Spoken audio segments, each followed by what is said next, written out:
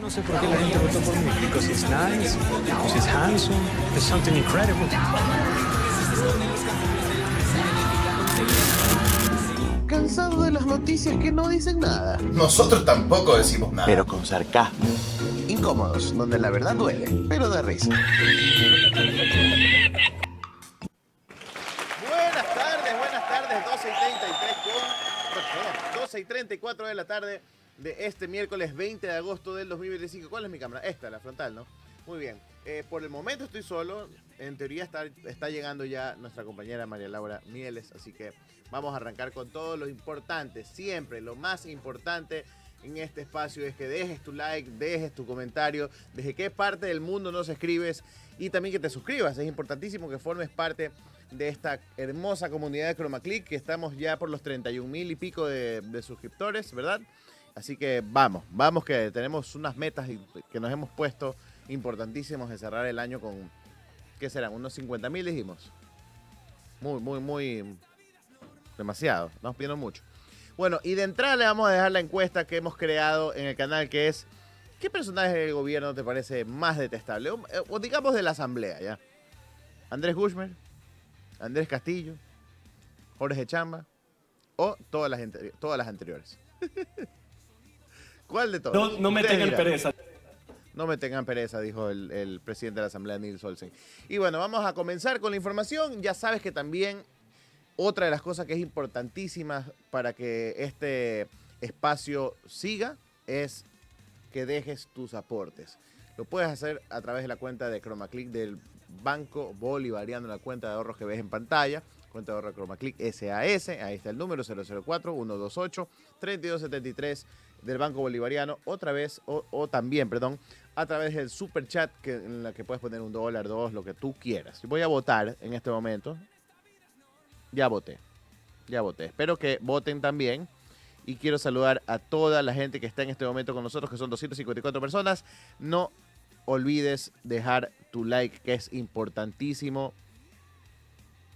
¡Levántate, vago, holgazán, Aragán, bueno para nada!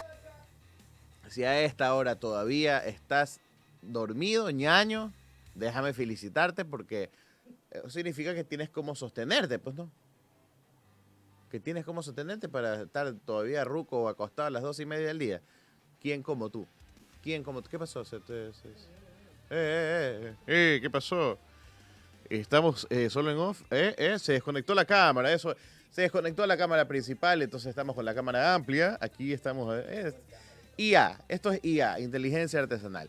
Bueno, por acá vamos a saludar a la gente que está en el chat. Dice: Alejo, ¿dónde dejaste a Malú? No, María Laura no me ha dicho que no viene, ¿no?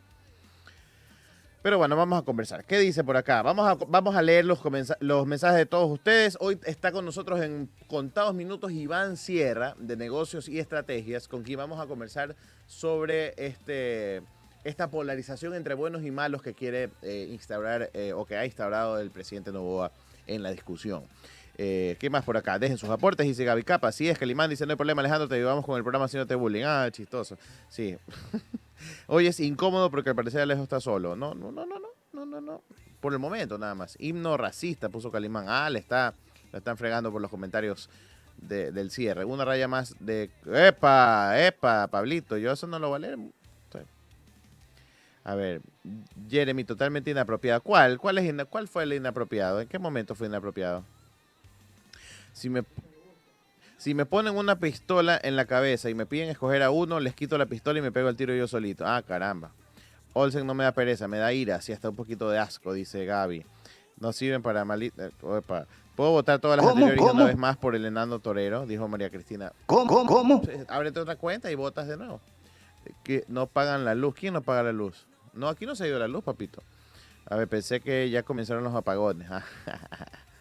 Pensé que se fue la luz. No. Extraño a Maluca. Papito, un ratito. Tengan un poquito de paciencia.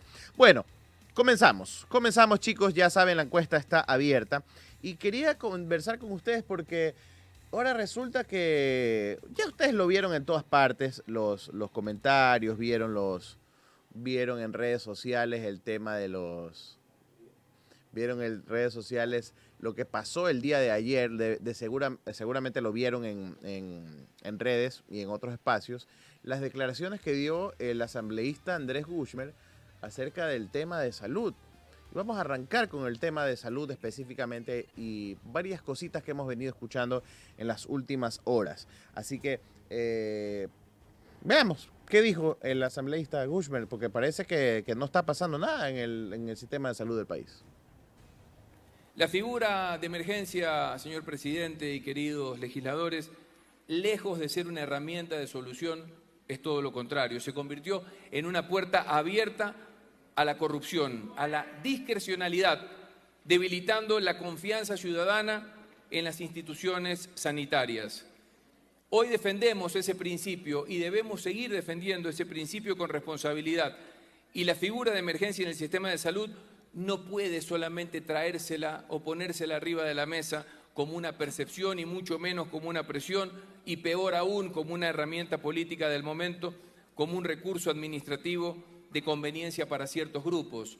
Acá lo que tenemos que hacer es seguir trabajando como se tiene que trabajar en erradicar la corrupción que existe en los sistemas de salud, que está enraizada desde hace muchísimo tiempo, con auditorías de contratos, potencializando la administración correcta de los hospitales, sobre todo los que funcionan de manera más crítica, para evitar las mafias internas y proponer una solución a largo plazo, una solución estructural y no declarativas de emergencia que vuelvan a un salvoconducto simplemente como una puerta oscura en donde se puede seguir metiendo la corrupción. Hoy seguramente algunos hablarán de colapso y seguramente utilizarán la información y las cifras que no son exactas para vender esta narrativa. Sin embargo, la realidad es que el colapso como colapso operativo no existe y un desabastecimiento masivo en todos los hospitales tampoco existe. ¿Que tenemos que mejorar? Indudablemente tenemos que mejorar. ¿Que no merecemos tener un solo centro de salud desabastecido? Indudablemente tiene que ser así. Pero lo que nosotros tenemos que hoy primar y privilegiar es que no podemos esperar que esta emergencia lleve al sistema de salud a operar de una manera regular por un tiempo o un lapso determinado. Ay, papito, qué cosa. Lamento mucho que estés metido en esto, Andrés. Lo lamento mucho. Luisa González también dijo, señor Guzmán, dígalo sin leer. Lo invito a que se atienda en hospitales públicos a los que nosotros asistimos, a los del IES, de Salud DC, pida cita y vaya por la receta y solo ahí tendrá calidad moral para hablar. Lo digo como usuario, los que no tenemos seguro privado. Sí, yo me pregunto si realmente estos ministros utilizan el sistema de salud del Estado. Eso sería algo importantísimo para tener en cuenta. ¿Utilizan el sistema de salud? Yo creo que no. Yo dudo realmente que utilicen el sistema de salud. Y me parece también a mí que es gravísimo que por sostener esta narrativa, porque la narrativa la están sosteniendo ellos, porque se han hecho ya varias investigaciones y visitas a distintos hospitales públicos, ya se han conocido, se ha visitado y se ha constatado en la fiscalización que han hecho varias asambleístas. La figura de emergencia. Aguanta. Se ha conocido ya que existe desabastecimiento en los hospitales. Es evidente. Por ahí pasaron una imagen, te dejó la imagen de cómo es el mundo con hitos en el que vive el asambleísta Guzmán. No. Ya, no te la dejaron. Está bien, no pasa nada. Ahí está en pantallas. Parecería ser así, que estamos inundados de medicinas. Sí, estamos inundados en medicinas. Vuelva. Estamos inundados en medicinas, chicos. Estamos inundados en medicinas, parece. Gracias a Freddy Paul Salas Zúñiga, que hace un aporte de $1, el primer aporte de la tarde. Utilizar el sistema de salud, esto es para pobres, dice Calimán. ¿Qué te voy a decir? ¿Qué te voy a decir, hermano? Y bueno, eso no fue todo lo que pasó, sino que hoy día, bienvenida María Laura, Mil, estaban extrañándola en el chat, ya hacían huelga, se querían ¿cómo ir. están? Mil disculpas la demora, pero el municipio está haciendo unos arreglos en una calle cercana acá al estudio. Entonces me tocó el trayecto, generalmente demora unos 10, 15 minutos máximo. Me tomó casi el triple, entonces mil disculpas. Uy. Está horrible Bueno, el tráfico. lo importante es que está sana y salve, que ya está aquí con nosotros, así que bienvenida a este espacio. Bueno, ¿escuchaste a Michelle Mancheno lo que dijo hoy en la entrevista en Teleamazonas? Sí. O sea, ¿qué de tanto? Porque habló como de unas 2 o 3 cosas. ¿Ah? Sí. Básicamente sobre el tema de salud, porque parece... ahora nos quieren vender que el tema de la crisis, o sea, que no quieren negar que las cosas no están mal, solamente que no es como para llamarlo emergencia, porque en una emergencia, como lo dijimos ayer también en la entrevista con Victoria de Sintonio, en la emergencia abre las puertas a que haya corrupción, siendo ellos los que fiscalizan la corrupción. ¿No? Y no solo eso, sino que, hablan de la corrupción destapada, del reparto de los hospitales en la época de la pandemia. Uh-huh. ¿Quién era el secretario anticorrupción del gobierno de Lenín Moreno en la época de la pandemia? No diga. No me quemes, va a decir. ¿Qué personaje pintoresco era ya sé, el secretario? Uno que quiere ser fiscal. Uno que fue ministro. Él era secretario anticorrupción. Sería entonces de preguntarle al exsecretario anticorrupción qué pasó con el tema del reparto de los hospitales mientras él estaba en funciones. ¿Será acaso a ese tipo de corrupción a quien se refiere los asambleístas como Andrés Guzmán, que lo vi peleando con Luisa González en un tuit, cuando Luisa lo increpó y le preguntó si era usuario del sistema de salud pública? Y él respondió otra cosa, dijo que los que se habían enriquecido con los contratos eran los correístas. Sin embargo, todas las investigaciones y todas las pruebas, todo lo que se habla en este momento sobre la crisis del sistema hospitalario y los negociados que se realizaban, se cuentan a partir de finales del 2019. Y apuntan a otro lado. Precisamente cuando estaba pues, el gobierno de transición, al que todos le agradecieron, Ajá. que acabó con Alianza País, destruyó el ya.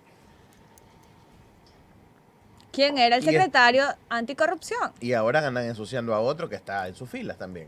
Entonces, ¿de qué estamos hablando? Y esa persona le dio retweet al comentario, al post de Andrés Guzmán. Entonces yo venía de camino para acá y yo decía, ¿con qué cara? ¿En serio? Tienen brea en lugar de sangre en la cara, ¿ah?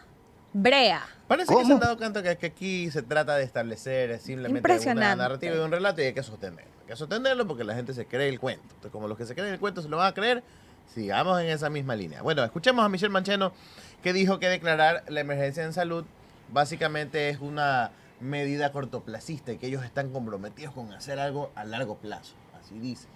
Claro, y esperaron 2 años. Esperaron que se levante incluso la prensa que siempre les acolita todo, que les calla todo. Incluso ciertos líderes de opinión de derecha empiecen a increpar al gobierno por el estado del sistema de salud. Esperaron a eso, ¿no? Para querer ahí, para decir que siempre han querido hacer un cambio de fondo. Veamos qué dijo. Póngalo. Cuando es una emergencia o cuando se declara en emergencia, eso es temporal.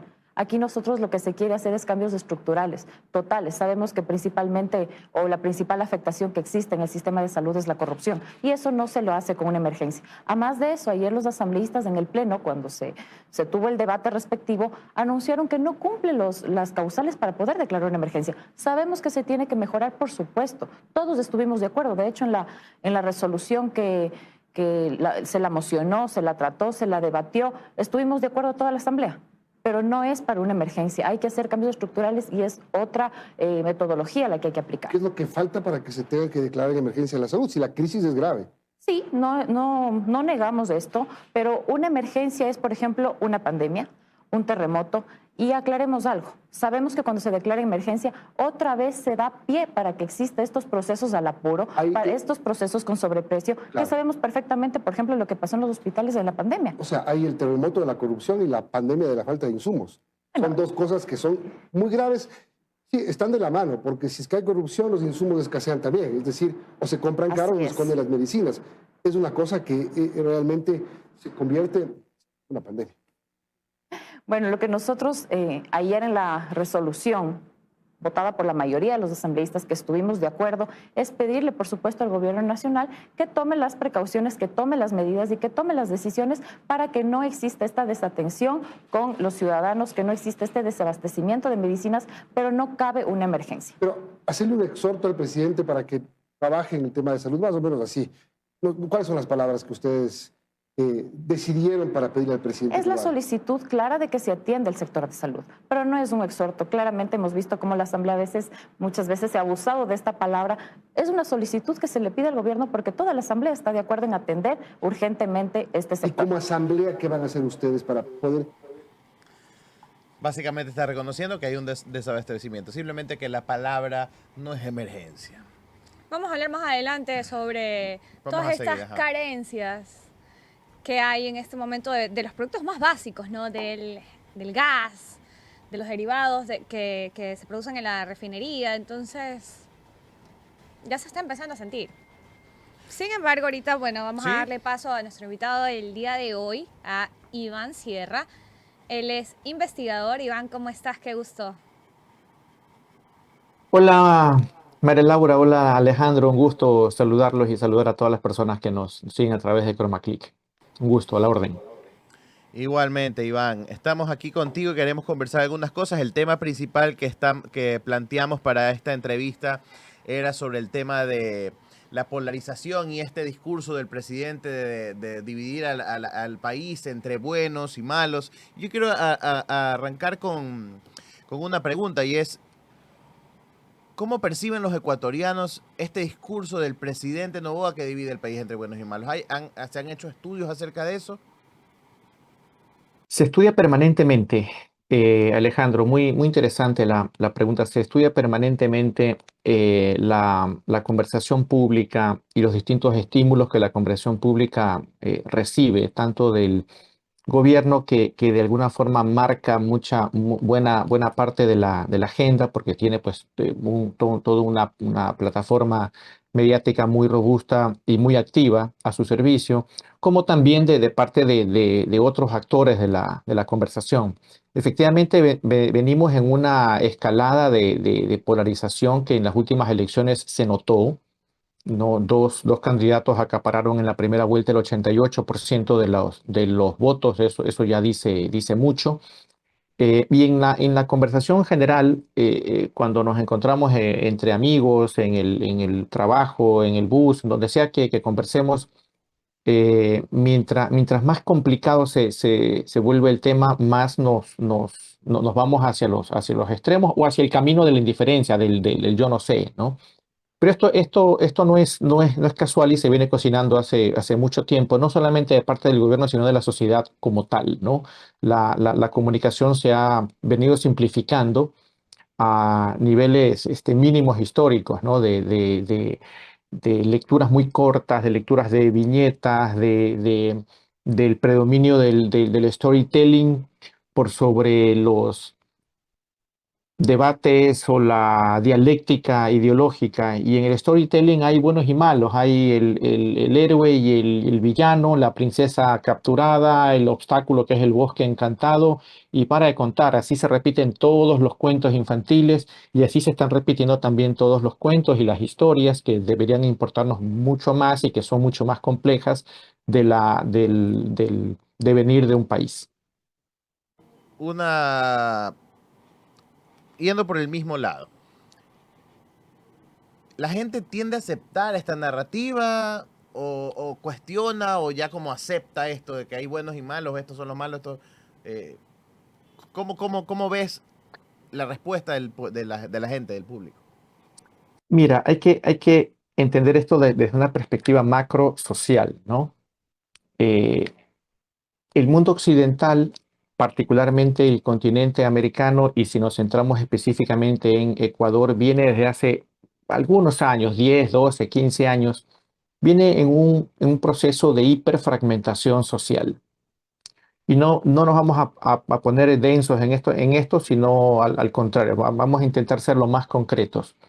Esta hiperfragmentación social implica que cada persona, cada familia o cada grupo de personas o hasta cada persona construye su propia práctica religiosa, su propia lectura acerca de las cuestiones políticas, su propia realidad respecto a lo que le atañe, por decir algo, de la seguridad. Entonces, en el ámbito de la seguridad tengo un muy buen ejemplo, ¿no?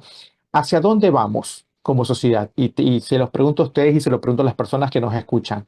En Guayaquil y en el resto de ciudades del Ecuador, ¿vamos hacia hacer todos de forma mancomunada un esfuerzo para robustecer las instituciones públicas a las que la sociedad le ha encargado la seguridad de la ciudadanía?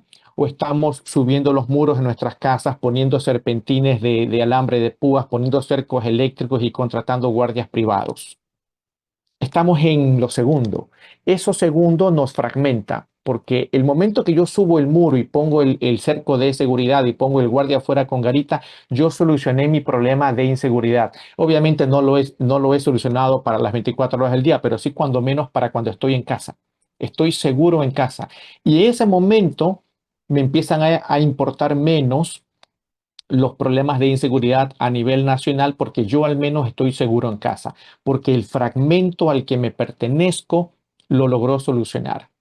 Eso, llevado a escala social, significa que nos hemos fragmentado en muchos aspectos y dependemos cada vez menos del colectivo, o creemos que dependemos, nos queda una sensación de que dependemos menos del colectivo. Sin embargo, somos seres sociales, somos seres de colectivo, somos seres de grey, somos seres de tribu. Y necesitamos de cuando en cuando algo que nos cohesione y algo que nos una, porque es parte de nuestra naturaleza. Cuando juega la selección, encontramos que la selección es la que nos cohesiona.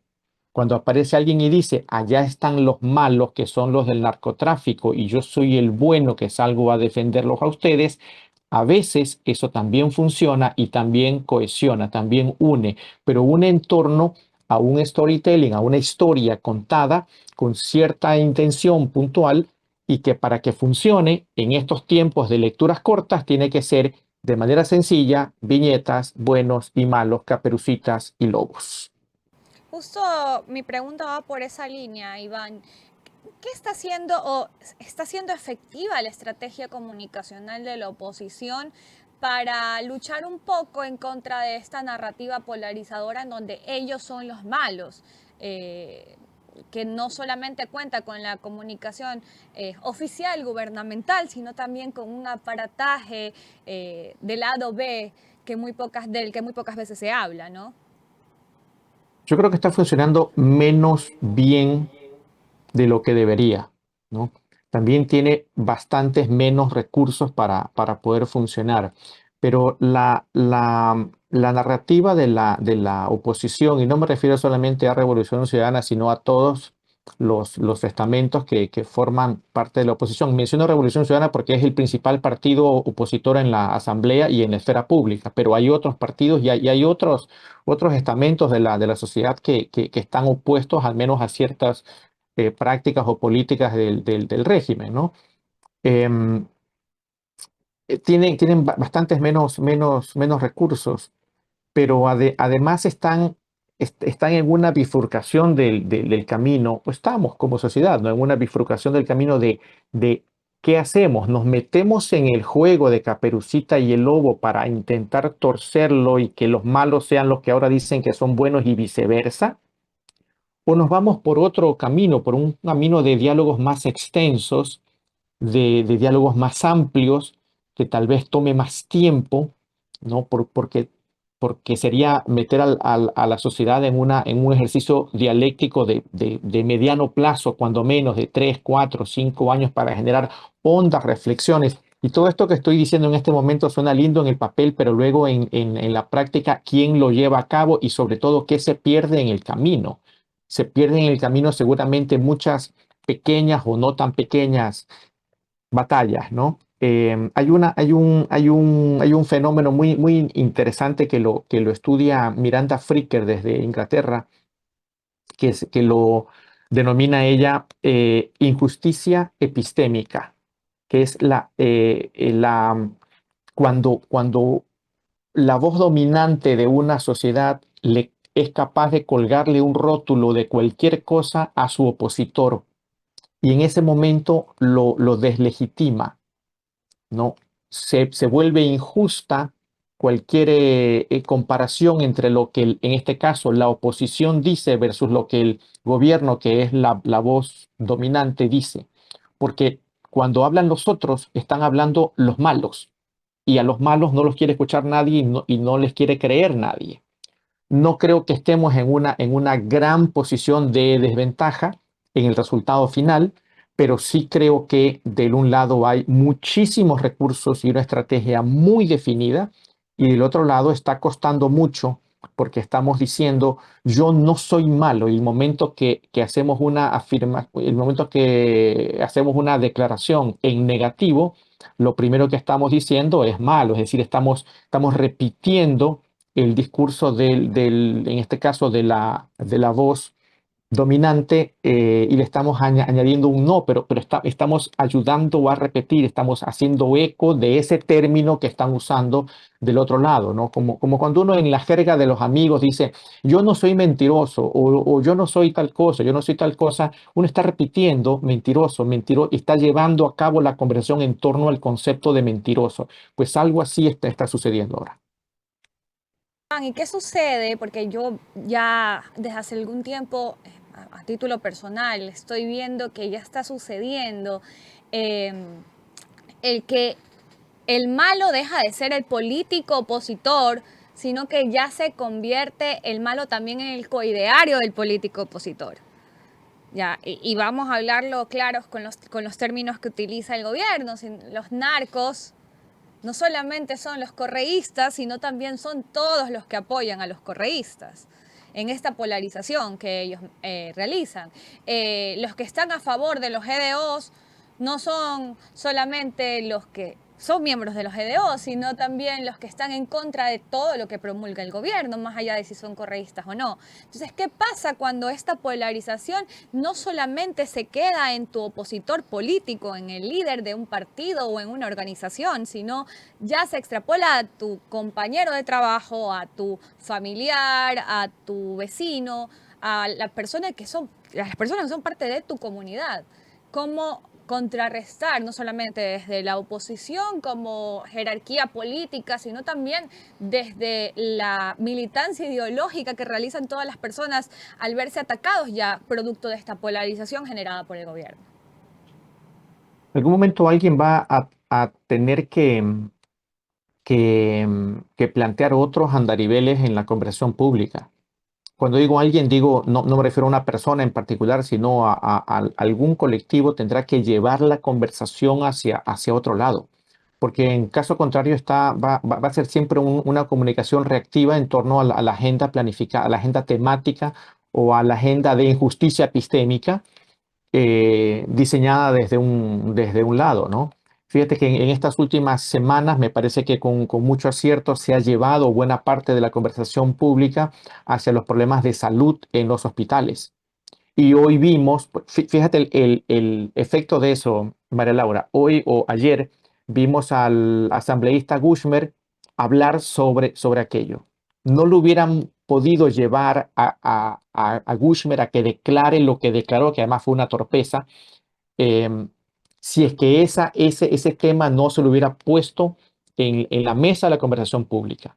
Entonces, el momento en el que se logra proactivamente poner sobre la mesa de la conversación pública temas que no sean respuesta a lo que el gobierno dice, sino que sean propuestas temáticas para conversar, para la dialéctica cotidiana, en ese momento vamos a estar más cerca de algo parecido a un equilibrio temático sobre la mesa de la conversación pública, ¿no? Pero mientras se siga solamente respondiendo los ataques, pues vamos a estar dando vueltas sobre lo mismo.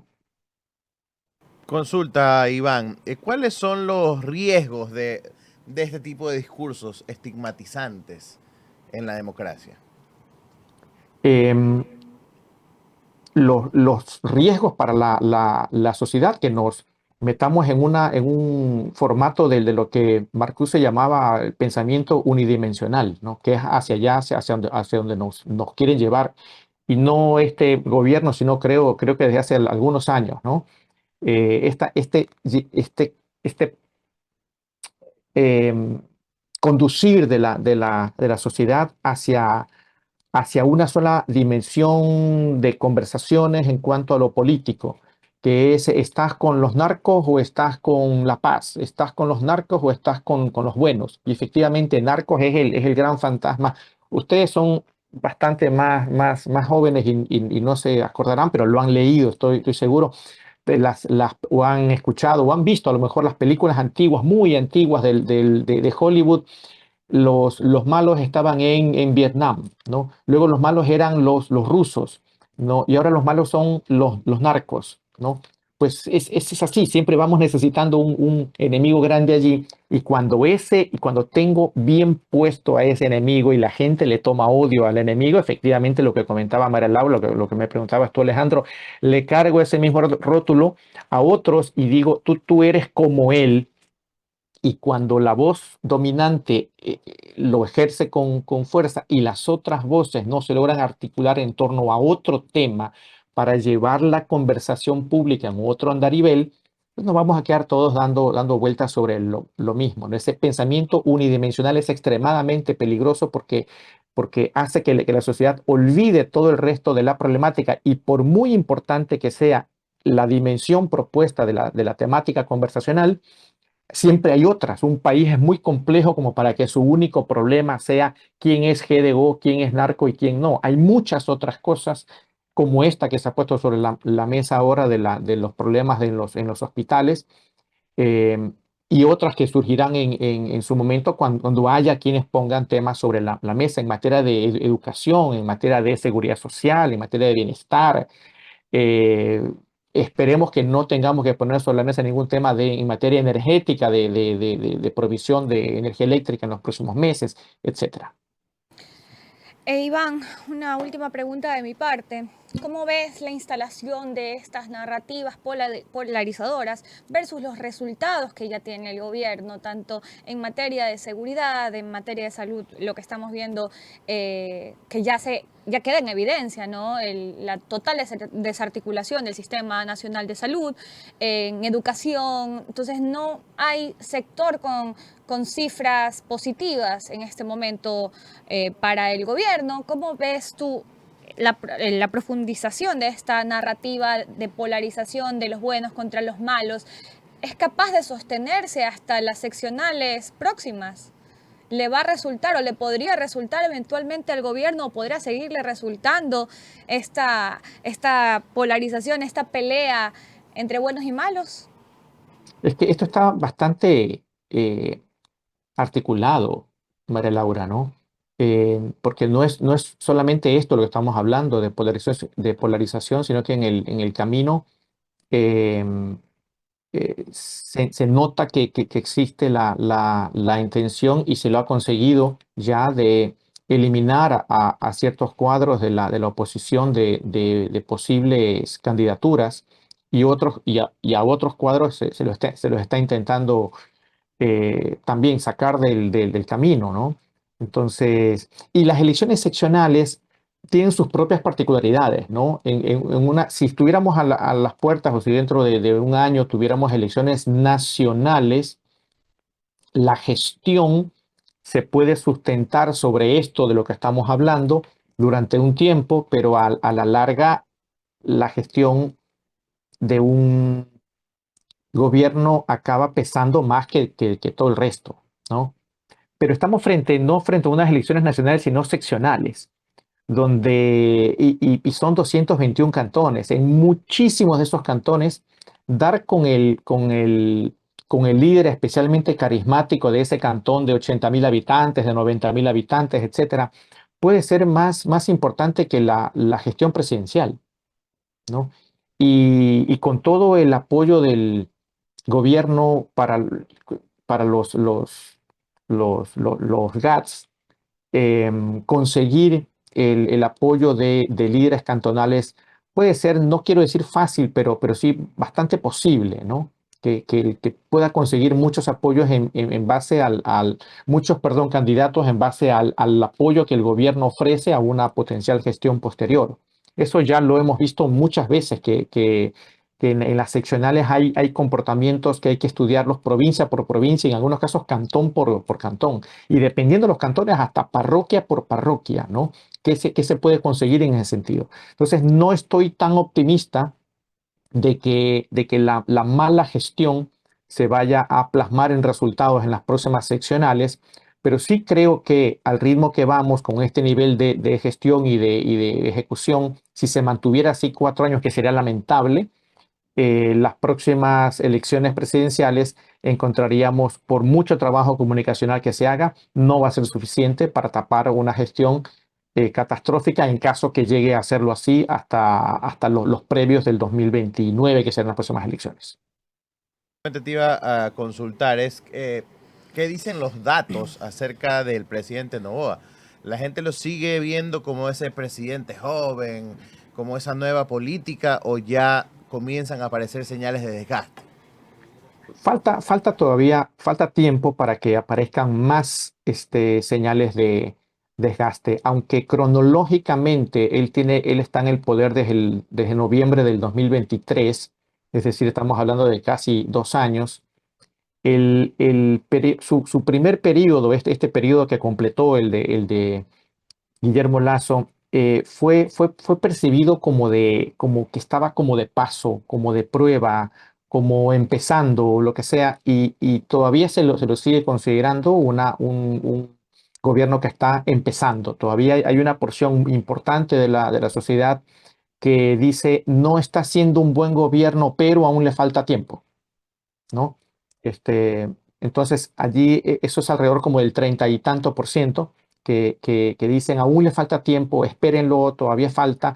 Eso no significa voto duro, ¿no? Eso significa un voto de una posición de esperanza de que las cosas mejoren, pero hay que ver cuántos de aquellos se sostienen o cuántos empiezan a decir cuando ya no estemos en el primer año de mandato, sino en el tercero, por ejemplo, y ya no podrán argumentar de que le falta tiempo, ¿no? Tendrán que unos elegir que sí lo hizo bien y otros reconocer que no lo ha hecho bien, y veremos en ese momento cómo opera la capacidad de gestión del gobierno y la capacidad de comunicar los logros que haya conseguido a través de su gestión en esos momentos. Iván, hay una pregunta del chat que quiero Venga. hacerte, que es más a nivel local. Esas son las realmente incómodas, ¿no? Las del chat. Dice que si tienes algo sobre Guayaquil, sobre Aquiles, si tienes datos de aprobación y gestión. Aquiles tiene un nivel de aprobación superior al 50% y se ha mantenido arriba del 50% desde el inicio de su mandato, con ciertos picos hacia arriba, algunos picos hacia abajo, pero alrededor del 50, dependiendo el mes en el que se mida, entre el 50 y el 55% de aprobación ha tenido él casi todo el tiempo de su gestión, incluidos los últimos meses. Y con la prefecta hay que hacer una consideración particular, porque no siempre hemos hecho mediciones en toda la provincia, sino solamente en Guayaquil y otros cantones, pero fuera de la provincia del Guayas. Y en Guayaquil, eso le pasa a todos los prefectos, hay una porción relativamente importante, 28, 30, 30 y pico %, que responde no sabe, porque la gestión de los prefectos se realiza principalmente fuera de la capital de la provincia. Entonces, en el caso de Marcela, lo más interesante es que en los últimos meses ese no sabe ha caído creo que estaba en 35, 36, 37%, a menos de 25%. Entonces hay cada vez más gente que se entera de lo que la prefecta hace o no hace, o de lo que hace bien y de lo que hace mal, y tiene también saldos positivos ella. si prescindo de ese, me parece que es 23%, de ese 23% que dice no sabe y me quedo solamente con el resto, también está ella arriba, bastante arriba de 50 puntos de aprobación, pero con esta particularidad que estoy haciendo. Listo, ¿alguna otra cosa más? No. Iván, te agradecemos muchísimo que estés aquí. Esperamos tenerte pronto para tener más data, quizás cuando estemos más cerca de la consulta. Tener data también sobre la consulta popular, que es más o menos la medición de la opinión ciudadana sobre las 7 preguntas que está planteando el presidente Noboa. Con mucho gusto, Alejandro. María Laura, cada vez que me convoquen, Iván. aquí mismo estaré. Muchísimas gracias. Dale, un abrazo. Un gusto abrazo, saludarlos. Iván. Adiós. Chao, chao. Listo. Estábamos justamente conversando del tema de salud y la vocera de gobierno, Carolina Jaramillo, anunció la creación del Comité Nacional por la Salud Pública la noche de ayer en un video. Así que vamos a verlo. Hoy damos un paso decisivo para garantizar que la salud pública en el Ecuador funcione con calidad, eficiencia y seguridad. El Gobierno Nacional ha creado el Comité Nacional de Salud Pública, un espacio de coordinación de alto nivel que reúne a las principales instituciones del Estado bajo un mismo objetivo: asegurar el acceso a servicios de salud dignos y eficientes para todos los ecuatorianos. El comité estará presidido por el Ministerio de Salud Pública e integrado por la Vicepresidencia de la República, la Secretaría General de la Administración Pública y Planificación, la Secretaría de Integridad Pública, el Ministerio de Economía y Finanzas y el IES. Esto significa que por primera vez el país tendrá un órgano permanente que planifique, supervise y tome decisiones conjuntas para que nuestro sistema de salud sea más transparente, eficiente y cercano a los ciudadanos. Este comité permitirá mejorar la calidad y oportunidad de la atención en hospitales y centros de salud, garantizar el abastecimiento de medicamentos e insumos, establecer controles unificados de inventarios y distribución para que los fármacos lleguen a los pacientes sin retrasos ni intermediarios y, sobre todo, coordinar esfuerzos y recursos entre todas las instituciones para que la salud deje de ser un problema y se convierta en una garantía real. Se ha dispuesto también que el Ministerio de Salud Pública se maneje con direcciones provinciales. Nunca más permitiremos los modelos de gestión consonales y distritales que no respondían a la realidad local de territorio. La compra de medicamentos e insumos médicos se hará directamente en la matriz del Ministerio de Salud Pública, quitándole el negocio a la delincuencia que se repartió los hospitales del país durante el COVID, época en la que se permitieron realizar compras públicas en cada hospital. Con esto, cortamos de raíz los focos de corrupción en los hospitales que durante años desviaron recursos que debían ir a salvar vidas. Se definen nuevas estrategias logísticas para que los insumos médicos lleguen a las manos de cada paciente, sin intermediarios y con total trazabilidad. La salud pública nunca más será el botín de mafias, ni el negocio de burócratas y corruptos. Con el Comité Nacional de Salud Pública cerramos filas. Se acabaron los sobreprecios, se acabó el reparto, se acabó la impunidad en hospitales y farmacias. Cada centavo destinado a la salud irá a lo que debe ir, a salvar vidas y a garantizar la dignidad de todos los ecuatorianos. O sea, no es por menospreciar el trabajo de Carolina Jaramillo, pero entiendo, me parecería más fuerte que eso lo hubiera dicho el presidente, ¿no? Sería lo adecuado, o el ministro de Salud. Exacto. Y ahora vamos a empezar a analizar el contenido de lo que dice Carolina Jaramillo. O sea, estamos hablando del mensaje general que, no sé, para mi gusto debió decirle el presidente. ¿No es él el que siempre da la cara?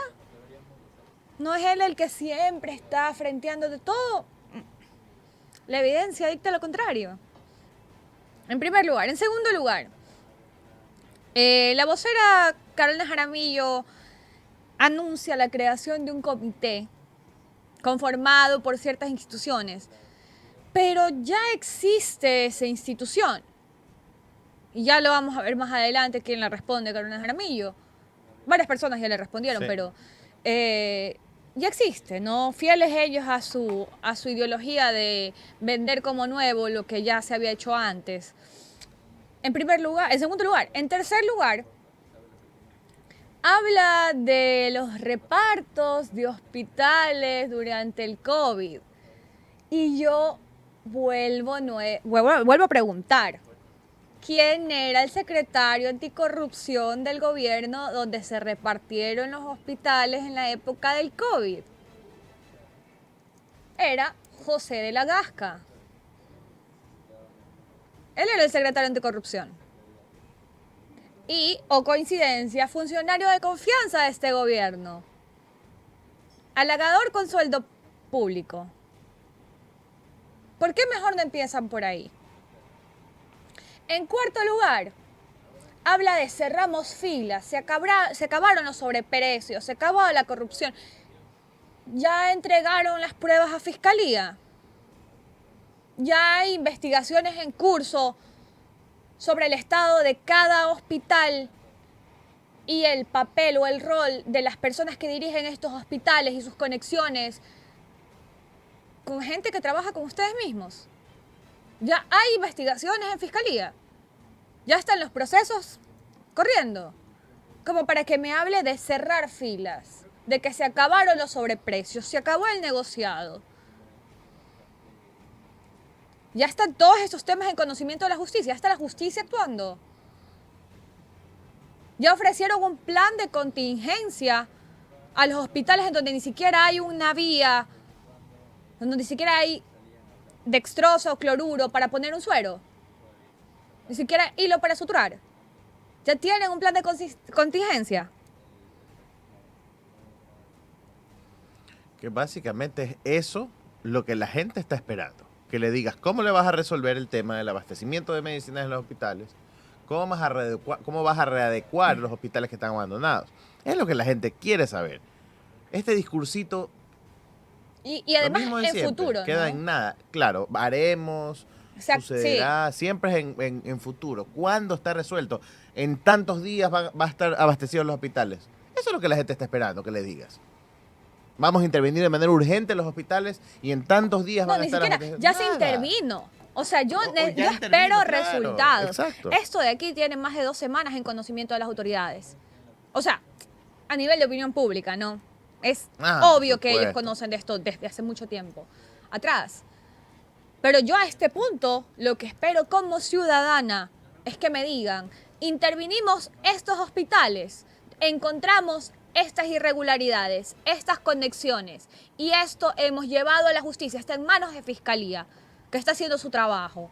Hemos separado a estos funcionarios por tener conexiones con los repartos de los hospitales y tener conexiones con ciertos políticos también que están en funciones en este momento. Hemos hecho esta investigación y este hospital estará con el tanto por ciento de abastecimiento hasta tal fecha. Exacto. Hemos empezado los contratos directamente desde el MSP. Vamos a ejecutar el tanto porcentaje del presupuesto del MSP hasta tal mes. Que ahí está y esa es la otra parte. El discurso que nos están vendiendo es que el problema es que declarar en emergencia es darle papaya a la corrupción como en la época del COVID. O sea, sigue enfocándote en el enemigo que tiene la corrupción en los hospitales. Pero todos sabemos que el problema principal es que no ejecutan el presupuesto. Que hay una orden desde el FMI que no ejecutan el presupuesto en la mayoría de los ministerios. Entonces, va por ahí, pues no quieren soltar el billete. No quieren declarar emergencia porque significa otorgarle un presupuesto de manera urgente al tema de salud.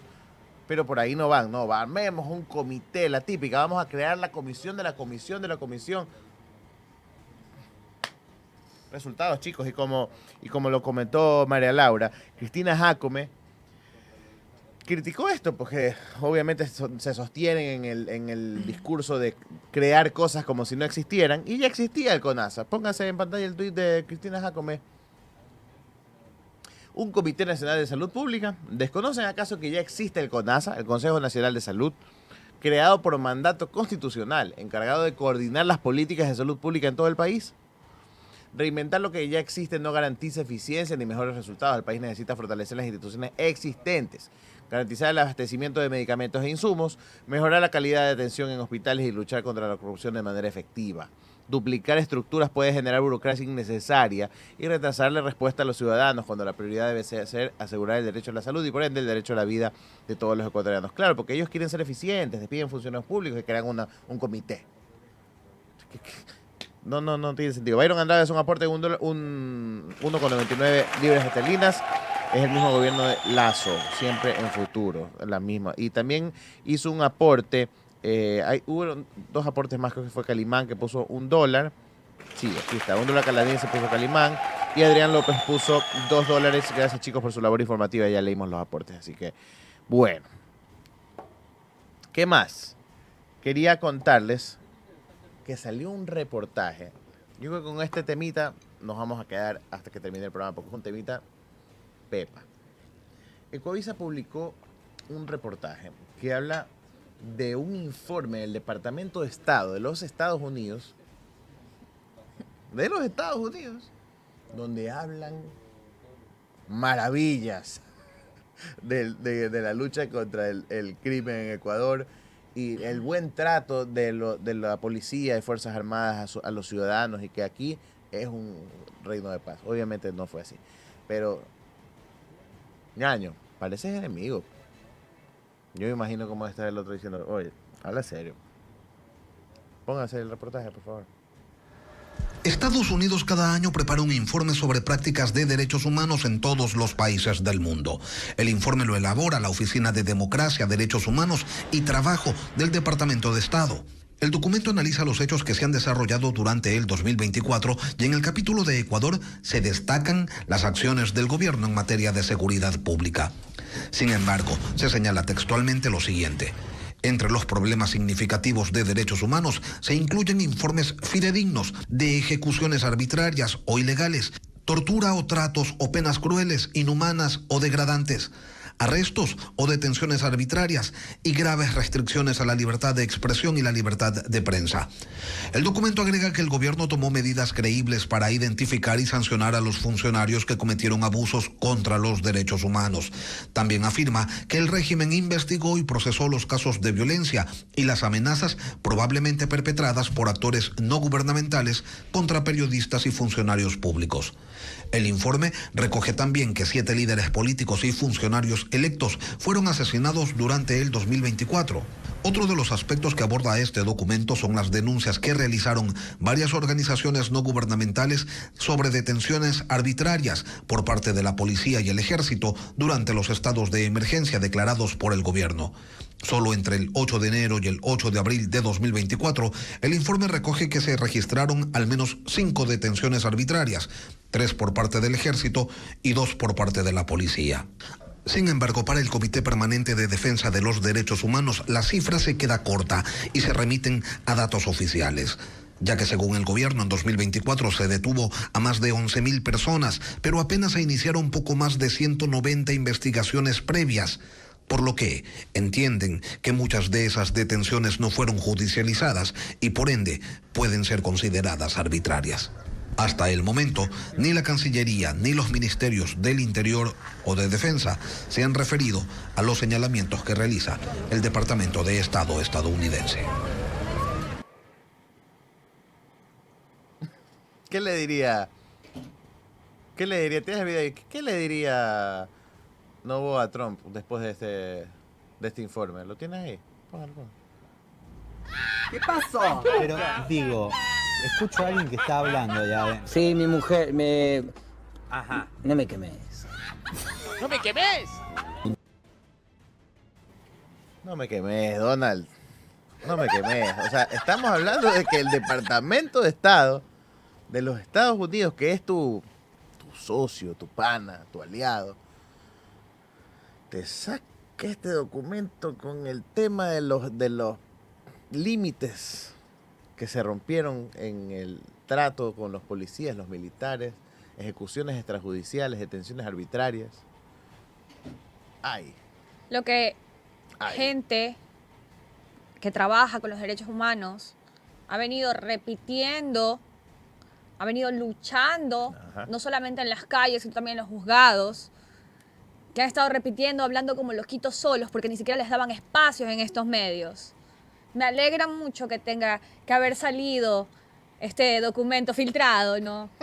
De parte de su conocido desde pequeño era, ¿no? Amigo. Que, dicho sea de paso, no sé si leyeron la noticia, de que ahora Ecuador Ahí podría está. ser uno de los países Póngalo, que póngalo. reciba personas deportadas de otras naciones. De terceros países. Ni siquiera es que te van a deportar solo los tuyos, sino que dice, oye, ñaño, tengo estos manes aquí yo qué sé, de Guatemala, De Honduras, De Honduras. de cualquier lugar. de cualquier lado. Ecuador y España podrían recibir migrantes de terceros países deportados por Ecuador, según la CBS. Por Estados Unidos. Ajá. Por Estados Unidos, perdón, sí. Asegura la CBS. Este sí fue filtrado. Esta es una investigación periodística de la CBS. Póngase la siguiente pantalla porque aquí hay más data, ¿no? Al respecto. Como parte de las políticas migratorias de Donald Trump, el gobierno de Estados Unidos ha iniciado la deportación de inmigrantes en situación irregular a otros países. Según la cadena de noticias CBS, Ecuador y España se podrían sumar a este acuerdo con la administración del republicano. Al menos una docena de países han acordado con Trump aceptar migrantes deportados de otras naciones, dice la CBS en un reportaje este 19 de agosto del 2025. Y según documentos internos del gobierno de Trump a que accedió CBS, Estados Unidos ha pedido que Ecuador y España, atención, también reciban a los ciudadanos de terceros países deportados por Washington.